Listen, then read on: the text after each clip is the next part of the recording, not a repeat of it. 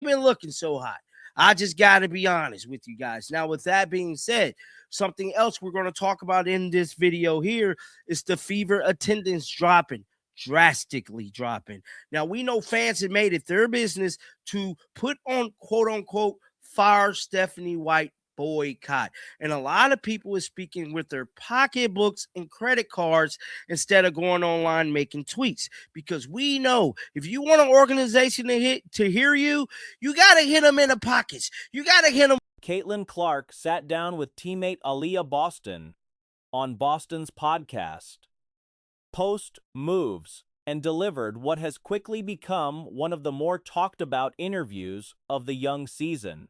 The conversation covered a wide range of ground. Memories from Iowa, the mental demands of competing at the highest level, and perhaps most notably, her relationship with fellow guard Raven Johnson. Johnson's arrival in Indiana was not without friction. Early footage of her appearing to avoid acknowledging Clark made the rounds and sparked considerable discussion about team chemistry. So, Clark addressing the relationship directly carried weight. Her take was straightforward. You do not truly know someone to set until you share a locker room with them. Them where it hurt. And that's exactly what the Indiana Fever fans has been doing to this organization. Now, we're not going to play all of this interview. You guys can watch the full interview on Post Moves YouTube channel. That's the Aaliyah Boston YouTube channel. They are known for copywriting people. That's all I would say. And so we going to play it like this, man. So this is Caitlin Clark speaking about Raven Johnson here. You don't like know people until like exactly you get to be their teammate, and it's like once that happens, the picture often changes entirely. Clark described Johnson as genuinely fun to be around and spoke warmly about the dynamic between them. Whatever tension existed on the surface when Johnson first arrived appears to have been replaced by something that looks a lot more like genuine camaraderie. That is the kind of internal cohesion a team needs, and it is a positive sign regardless of the noise that surrounded Johnson's early days with the franchise. It is worth noting, however, that while the relationship between Clark and Johnson seems to be in a good place off the court, Johnson's on-court contributions since the regular season began in earnest have been underwhelming. Exactly, to be their teammate, and it's like fun. Like Raven's great. Like she's so fun in her locker room, and she would say the same. And I mean, it's not like we're all reminiscing on our college days together. Like we have more important things going on, I guess. So I feel like we probably leave that behind. But yeah, you don't like know people. So that was Caitlin Clark setting the record straight. We know that there was a little tension. We all remember when Raven Johnson first got there, she refused to kind of give Caitlin Clark a high five. I don't know what that is about, but preseason showed some encouraging signs defensively, but through the first stretch of real games, she has largely been a non-presence. Continues to struggle, and her impact on that end has not been what was hoped when the pick was made. Clark's comments about mental health were equally candid and drew significant attention. She spoke about deliberately pulling back from social media and online conversation when the season ramps up, not out of ignorance, but as a conscious choice to stay locked in on what matters inside the building. The tools she uses to stay mentally sharp include journaling, breathing exercises, meditation, and regular sessions with a sports psychologist. Kind of give Caitlin Clark a high five. I don't know what that is about, but it looked like they are on the same page, which is good, which is beautiful. That's what you want to see. Camaraderie, team elegance, team bonding. That's what we like to see. Now, in the last and final clip I'm about to show you guys is Caitlin Clark speaking about her mental health. Now, we know Caitlin Clark did an interview with Malika Andrews of ESPN, and she spoke about her mental health. I did a video on this last week. Now she's putting it on. Her framing of the mental side of basketball was particularly direct. She argued that shooting, more than anything else, is a mental act. Physical conditioning matters, but the belief that the shot is going in is what separates players at this level. The pressure and visibility that come with her platform are significant, she acknowledged, but she also made clear she would not trade any of it. She credited the experience with bringing meaningful relationships into her life, including her friendship with Boston, and spoke about all of it with what came across as genuine appreciation rather than performance. The attendance numbers that surfaced alongside these interview clips, however, represent a very different kind of story, and a troubling one for the Indiana Fever organization. Andrews of ESPN, and she spoke about her mental health. I did a video on this last week. Now she's putting it on wax, and let's listen. I try to distance myself from, everything online the best I can. Obviously I'm in the know about a lot of stuff, but when I get into the heat of the season, I'm very locked in on what we need to do and what our team's about and, our locker room and whatever that is. I feel like I do probably a lot of meditation, a lot of breathing work. I journal a lot. I have a sports psychologist that I work with, doing everything I can to make sure my mind. The Fever rank 5th in league attendance. The Golden State Valkyries hold a gap of roughly 30,000 seats of attendance advantage over Indiana. Even the Atlanta Dream, playing in an NBA arena with a larger capacity than Indianapolis, is drawing more fans on a per-game basis. This is a franchise built around arguably the most recognizable player in the sport.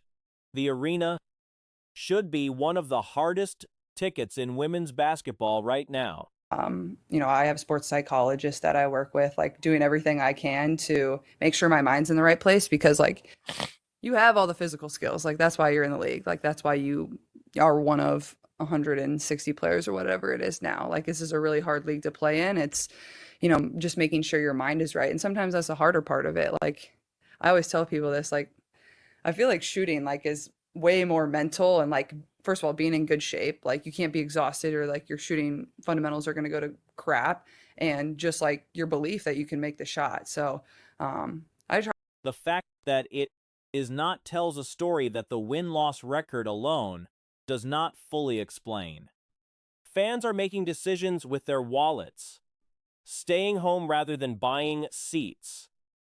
And the target of that frustration, based on everything circulating in fan spaces, is Stephanie Twite-Hutchings.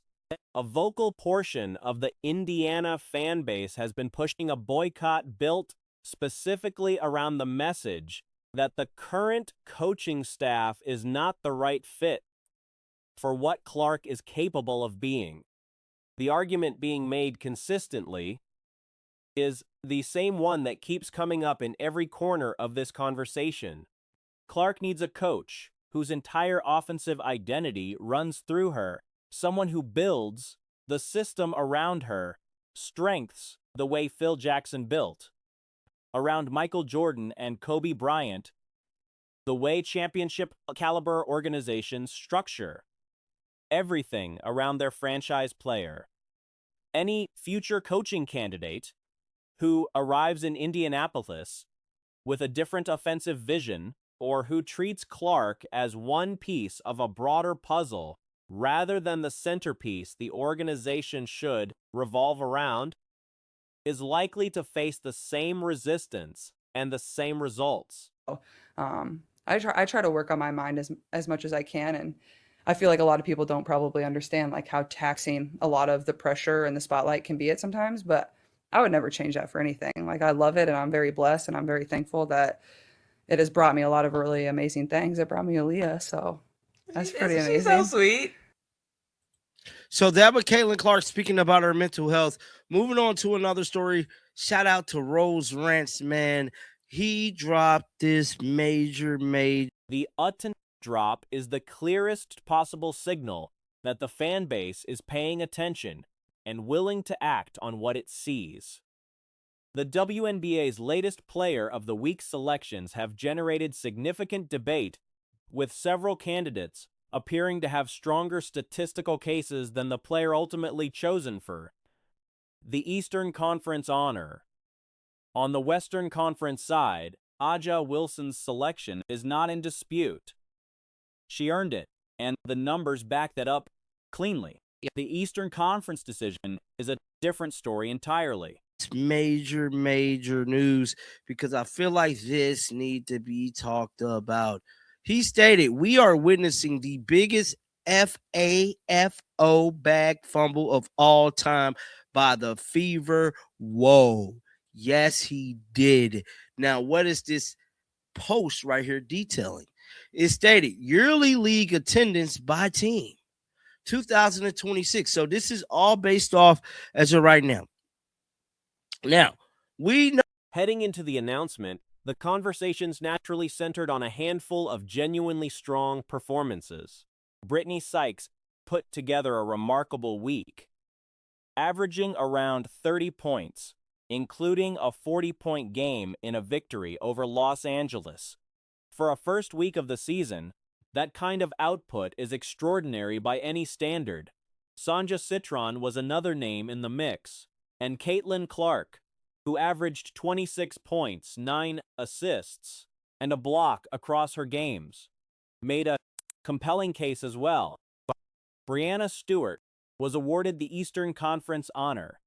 Sykes averaged like 30 and had a 40-point game and a win, and a big win against LA.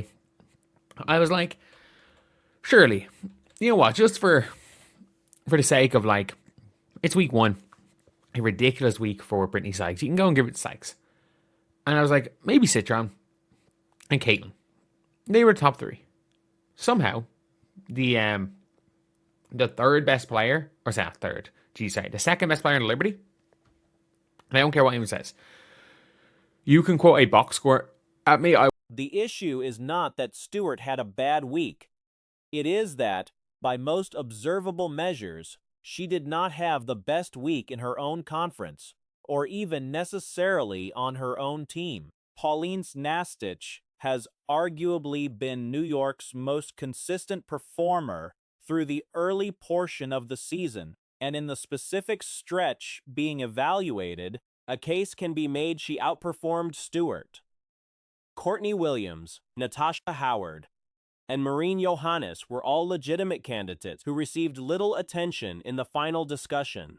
Stewart's stat line, 23 points, 9 rebounds, 2 blocks, is respectable, but Caitlin Clark's numbers over the same window were objectively more impressive, and Sykes' week was historic in its own right. Score at me, I watched the games.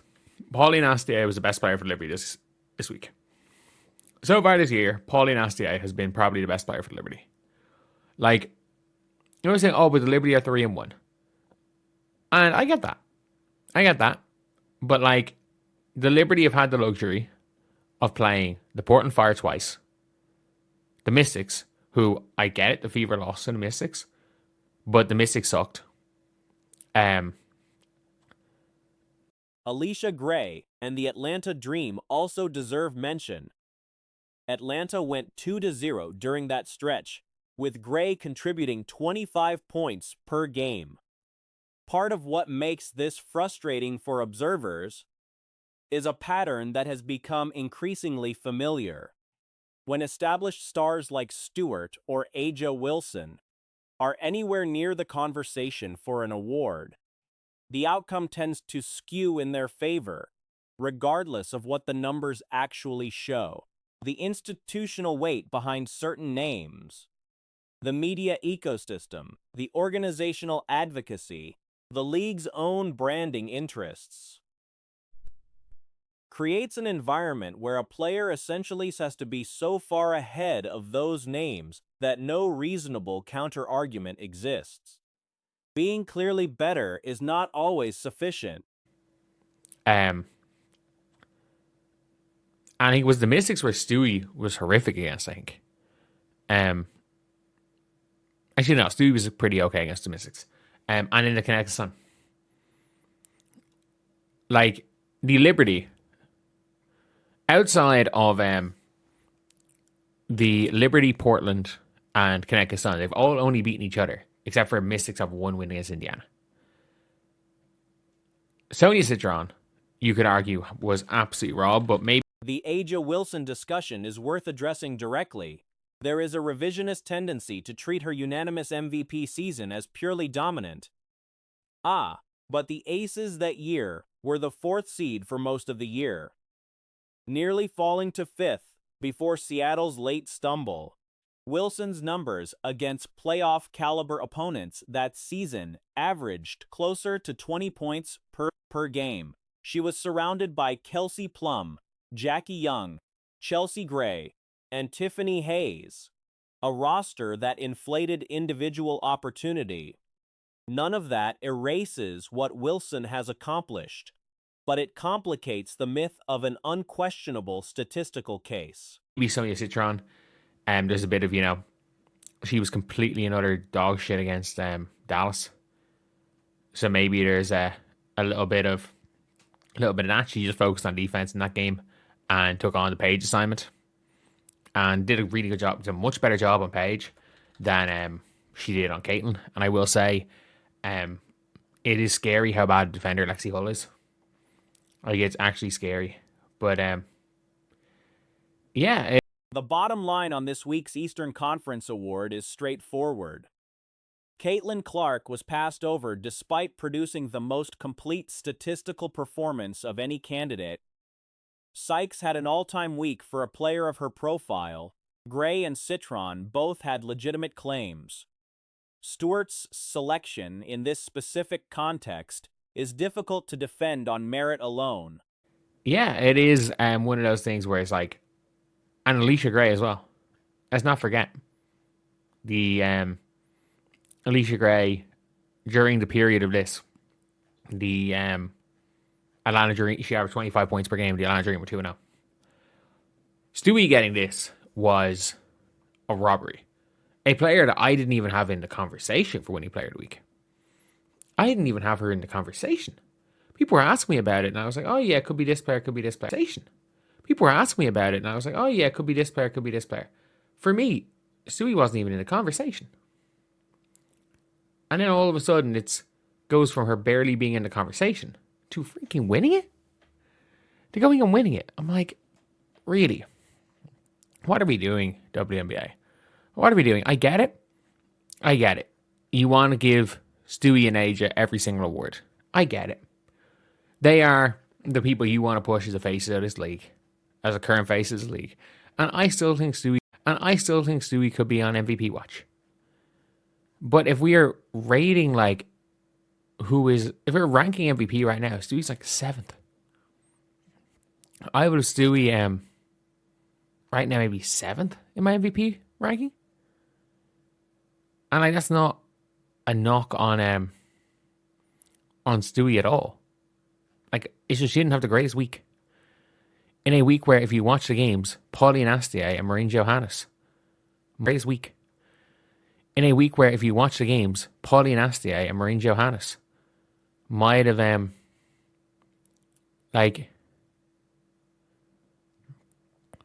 genuinely, might have been better. Maureen Johannes might have been better than Stewie last week. I get it. You can say, 23 points, 9 rebounds, 2 blocks. Like, in that week, Caitlin Clark averaged 26 points, 9 assists, and a block. Like, it is what it is. It is what it is. And, yeah, it is a